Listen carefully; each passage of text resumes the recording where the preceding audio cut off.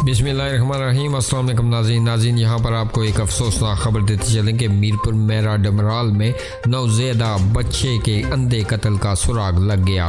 कातिल सफाक माँ निकली। बच्चा रो रहा था इसलिए कत्ल किया, सफाक माँ का इतराफ़। नाज़रीन, तफसीलात के मुताबिक मोरखा 9 फरवरी को पुलिस को इतला मिली कि नबील वल्द रफ़ीक के घर 26-27 दिन कबल बच्चा पैदा हुआ था जिसका नाम अब्दुल हन्नान रखा गया। इसी रोज़ बरवक़्त 7:30 पर सुबह नबील की बीवी मिस्मात आशा ने इसे जगा के इसका बच्चा बिस्तर पर मौजूद नहीं, जिस पर नबील और इसके घर वालों ने बच्चे की तलाश शुरू कर दी। थोड़ी देर बाद देखा तो बच्चा घर के करीब एक कुएं में पड़ा हुआ था, जिसको निकाला तो बच्चा फौत हो चुका था। दौरान तफ्तीश माँ ने इतराफ़ जुर्म कर लिया है। नाज़रीन, आप अपनी राय का इजहार कीजिएगा इस खबर के हवाले से, और मज़ीद ऐसी खबरों से बाखबर रहने के लिए हमारे इस चैनल को सब्सक्राइब कीजिएगा।